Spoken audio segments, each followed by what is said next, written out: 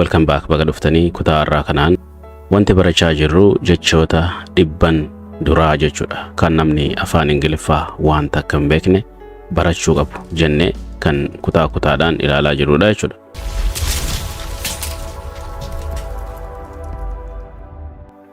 Soddomii torbaffaa jirra. Drink jedhu beekuu qabna. Nyaachuu barree dhuguu barraa jechuudha. Drink akkaataatti dubbisnus baruu qabna. Drink means to take liquid into the mouth. Liquid jechuun dhangala'aa jechuudha. So to take liquid dhangala'aa fudhachuu jechuudha into the mouth afaanitti ol fudhachuun maal jechuudha? Dhuguu jechuudha jechuudha ingiliffatti yeroo ibsamu. So drink jechuun dhuguu jechuudha. Fakkeenyaaf akkam jechuu dandeenya? I drink water. I drink water kayadu. Okay, water jennaan imre. Akka Britishitti yoo ta'e water yaani isaan water. I drink water yaani isaan.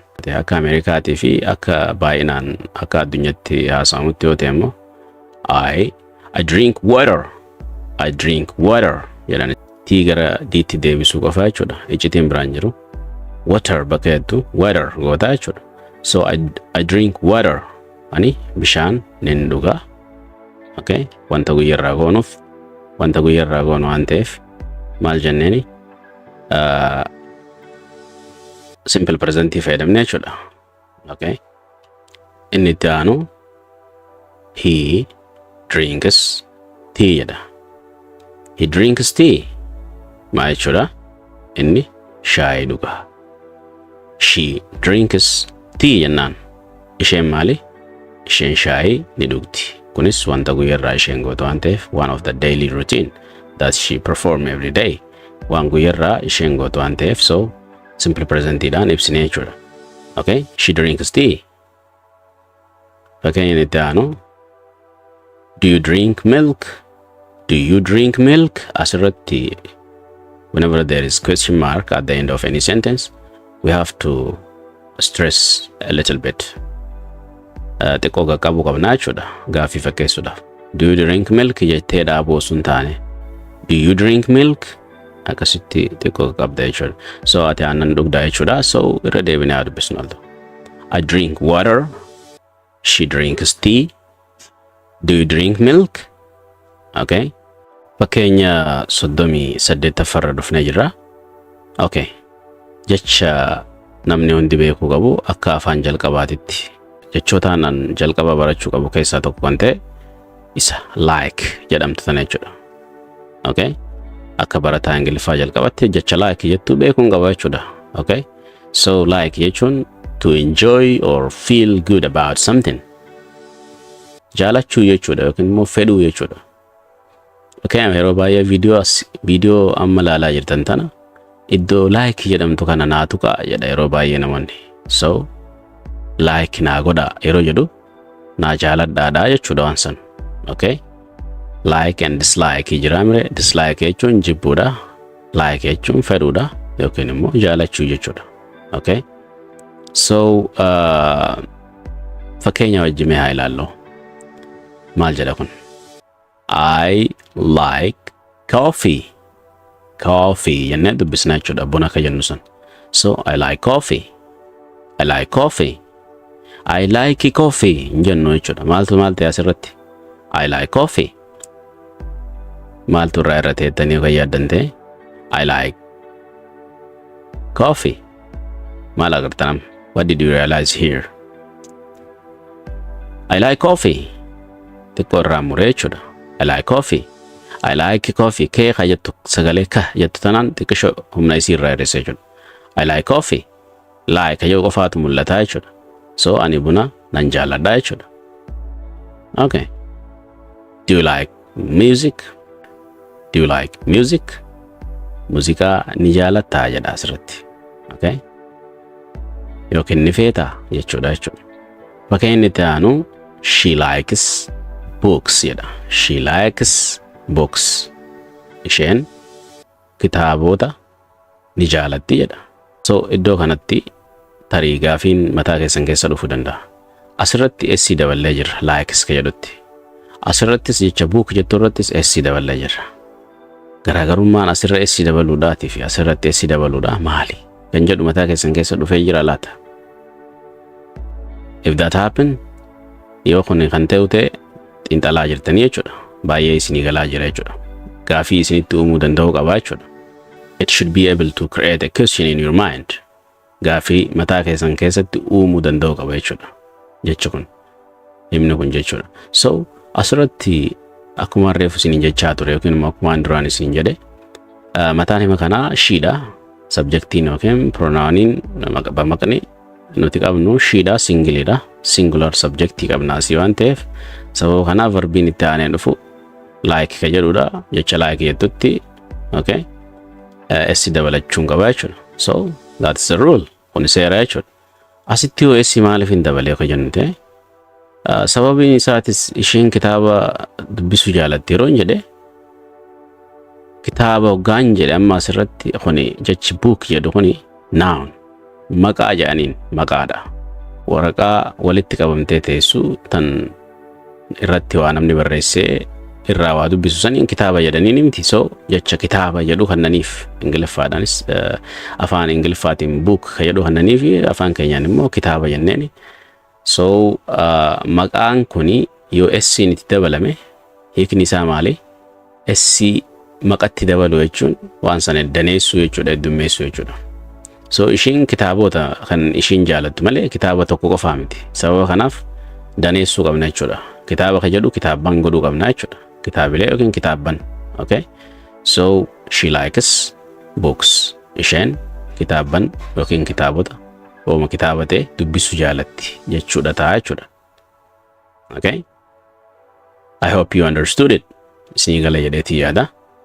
Here we are on 39th.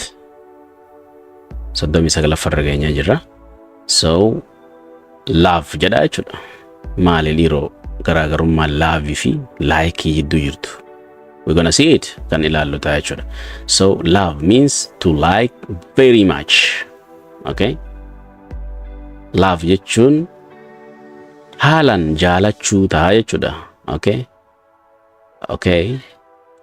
So the power of love is stronger than the power of like jechuudha. Humniti love ida like irra jabdu jechuudha. Okay? Asirratti kana nu agarsiisa. Haalan jaalachuu jechuudha wanta tokko. Okay? So I love my family. Okay? I love my family. Maatii ko okay, ani maatii ko nan jaaladha. Okay? Ati akka haalan jaalattu agarsiisa jechuudha. Yoo asirratti I like my family jette baay'een jaalattu jechuudha. Humna jaalala jettu san hin qabdu jechuudha. Okay? Jecha ati fayyadamte powerless ida jechuudha xiqqisho. Humniti isaa dadhabaadha jechuudha yoo like fayyadamte iddoo kana. So I love my family yeroo jettutti maatii koo haalan hin jaaladha jechuu nu agarsiisa jechuudha. Okay? Fakkeenyi itti aanu he loves football jedha asirratti. He loves football. Okay? Inni kubbaa baay'ee jaalata jechuudha. Haalan jaalata jechuun agarsiisa. Inni kubbaa miilaa ni jaalata. Okay? So inni itti aanu maal jedha? We love our teacher. We love our teacher. Nuti barsiisaa keenya ni jaalannaa jechuudha. Okay? Haalan jaalachuu keenya ibsaa jirra jechuudha. We like our teacher jechuu fi we love our teacher jechuun garaagarummaa akkasiisan qaba jechuudha. Okay? The last word for today. Jecha arraaf xumuraa jechuudha. Play means to do fun activities or game. Wantoota nama kofalchiisuu, wantoota adda addaa gochoota ati gootu jechuudha ittiin bashannanuudhaaf. Okay? Yookiin immoo game yookiin tapha jechuudha. Walumaa galatti play jechuun taphachuu jechuudha yookiin tapha jechuudha. Okay? So fakkeenyaaf children play outside. Children play outside. Outside. Okay? Ijoolleen ala taphatti jechuudha yookiin immoo ijoolleen ala taphatu. Ala taphatan jechuu dandeessa jechuudha. Okay? This is just the present tense jechuudha. Waan present tense ida yookiin immoo wanta guyyaa namni godhu waan ta'eef present simple present fayyadamne jechuudha.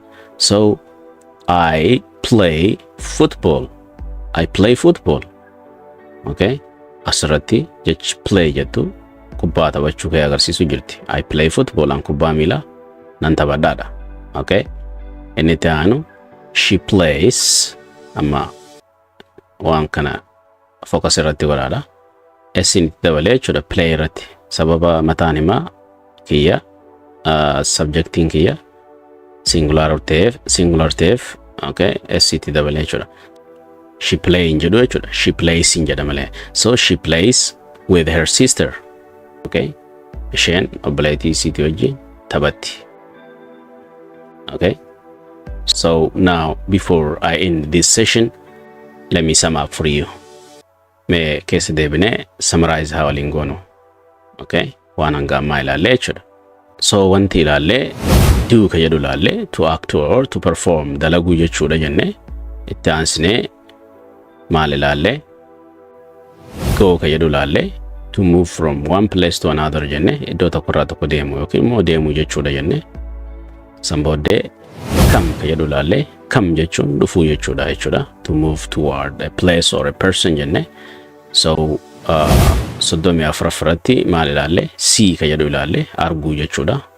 Okay, garaagarummaan arguu fi ilaaluu jidduu jirtu jechi lachuutu wama arguu ta'a yookiin ilaaluu arguun waan takka arguu yoo ta'u ilaaluun immoo waan takka ijatti dhaabdee ilaaluu ta'a jechuudha. Okay, look jedhaniin isa sanii san booda maal ilaallee eat ka jedhu ilaallee nyaachuu jechuu yoo ta'u san booda dhuguu ka jedhu ilaallee jechuudha. Waan takka dhuguun ingiliffaan maal akka ta'e akkaataa itti dubbatu ilaallee jirra. San booda like ka jedhu ilaallee like jechuun waan takka fedhu yoo ta'u love ka jedhu kunis akkuma like dha fedhu yookiin immoo jaalachuu yoo ta'u wanti adda isa taasisu more powerful than like akka humna irra qabu barree jechuudha jechi love jettu. Okay, jaalala haalaan ati waan takka jaalattu akka agarsiisu ilaallee jirra jechuudha. So san booda maal ilaallee play ka jedhu ilaallee jechuudha xumurratti. Play jechuun to do fun activities or game waa taphachuu waan si gammachiisu sochiilee ati gootu. Okay, ittiin bohaaruudhaaf kan ati gootu yookiin immoo hiikni isaa afaan oromootiin taphachuu jechuudha. Fakkeenyaaf the children play outside, ijoolleen ala taphatti. So walumaa galatti barumsi hanga ammaa ilaallee namni ingiliffa hin beekne jalqaba irratti wantoota inni barachuu qabu jennee kan ilaalle kutaan har'aa kana fakkaata.